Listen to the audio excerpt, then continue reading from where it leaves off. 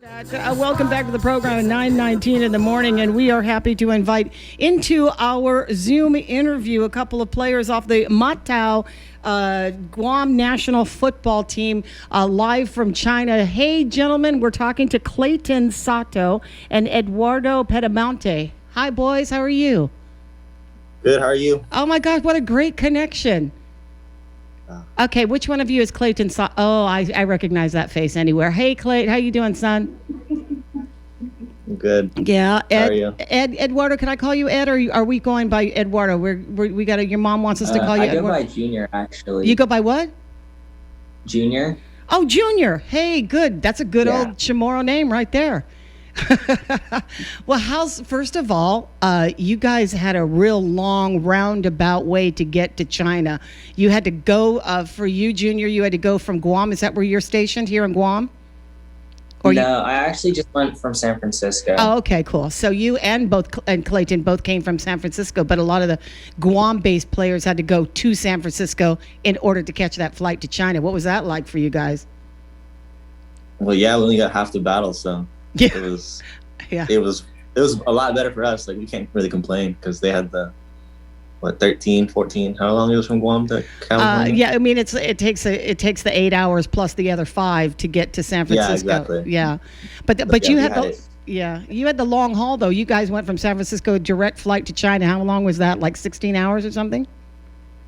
Yeah, at least 16 or 17 hours. Wow. We only stopped an hour in Korea. Oh yeah. Then after the hour, we 2.5 hours to China, and then that's pretty much it. So are you all still kind of jet lagged?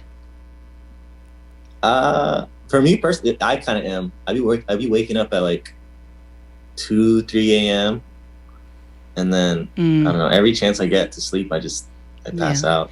So I got to ask you, because you guys that you have a greater time difference than we do between Guam and China. Has that affected your training performance at all so far, or are you good?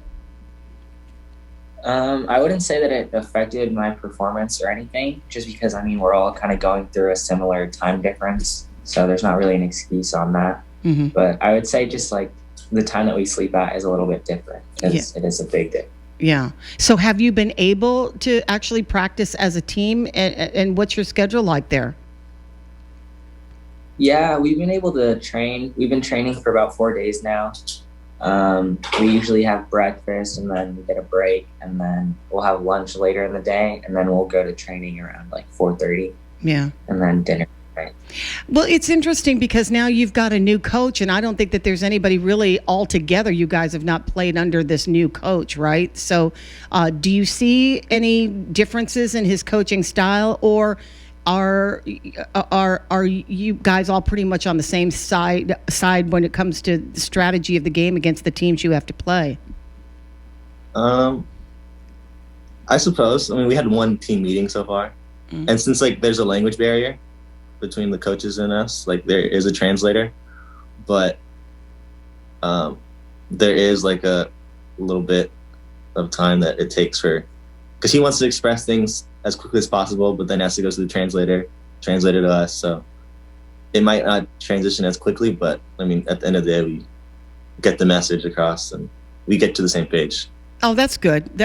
Because in the middle, of this, preparing for this competition, you switch horses in midstream. We were worried and wondering whether or not you guys would be able to, accommodate, the strategy and the style of a new coach, although you weren't really playing under the old coach necessarily yet. Yeah. I didn't really play under Carl at all, so I would say it's all new for us. But, we're all, just getting under it together, so it's all good. What's always interesting to me is that the Matao has been able to attract not only the players on Guam, but I know, personally for Clayton, that he's always wanted to represent Guam, although he was, born and raised in the States, but he has very strong ties to Guam. Is that the same thing with you, Junior? Had you always aspired to play with Matao when they formed?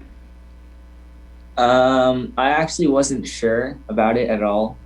but recently and like just learning about it, I actually did really want to go and have a tryout with them. Yeah. So let me ask you, Clay, because you wanted to, you were working hard to try to get on this team. How has that helped you as a player and your experience in playing with a national team helped you in your collegiate career? Oh yeah, I mean, since my first, I guess, trip with the Matao, and then it's different from the collegiate level. Like, obviously, there's some guys who've been in the pro ranks over here, and so a lot of the guys are, bigger, stronger, faster. And playing against like other guys who've been pros on other teams, there's levels that are different from the collegiate level, and I guess it's a good learning experience, and it's just been overall fun to play. But it's kind of cool though too, Junior, being a son of Guam, but being in San Francisco to play for a team from your hometown. Yeah, it's really good. It's really interesting. Yeah. So tell us who your family is, boy, because everybody wants to know your ties to Guam. My mom's side of the family is from there. Mm-hmm. So what's their name? Because you're on TV and they want to know. They want the shout out, boy. My mom's family's name is Didasco. Okay. And what's your mom's name? And what village is she from? Do you know? No, I'm not sure because she moved around a lot when she was growing up because her father was in the military. Oh, cool. Okay. And Cuter Bones, what about? Sorry, I just called him by his nickname. Sorry, son. Clayton, what's your tie to Guam? What's my tie?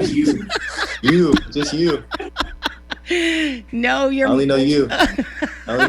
Yeah, I have so much power. I was able to get Clayton on there just because he knows me. That's how he made the Matao team. Well, just for the sake of the conversation, Clayton's mother is Patti Arroyo Sato, and she's my sister.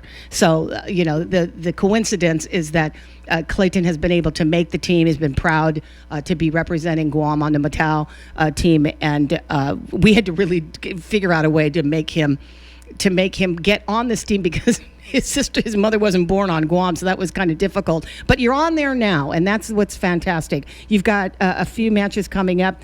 Guam with China, that is on the 30th.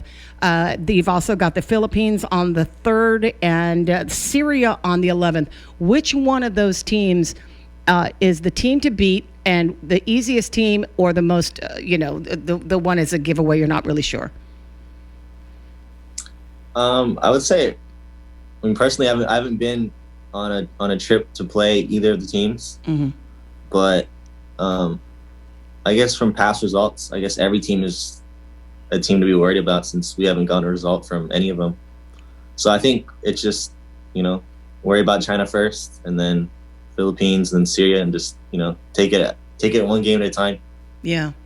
Well, I don't know how we're going to try and work it out with Ike and work it out with Tino on how Guam can watch, or how anybody, all of your family in the mainland or anywhere else, wants to watch these matches. It is kind of difficult because we don't know what the access is.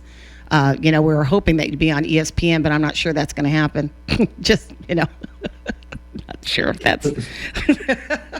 Well, okay. So you're in China. Are you guys allowed, by the way, to move around or have any kind of socialization or anything? Are you under strict kind of like quarantine-like situation? I mean, yeah, we can move around each other's rooms and stuff, but you cannot step outside the hotel unless it's a part of our schedule. Then we go to scheduled dinner, lunch, breakfast, training, and then after that, it's just back to the hotel. So you're not able to like go and explore the city or anything? No, I wish. Oh man, that's too bad. That's all good. Yeah, that's all part of the fun right there. Well, we wish you boys well. We're going to do what we can to, give any information on how we can watch you. We'll be thinking of you, praying for the success and safe travels to both of you and all of your teammates. Junior, you want to say anything to your family while you're up there on television? Just I hope they're doing well and everything with them is going good. Okay, Clayton, you better make this one good, boy. I love you all.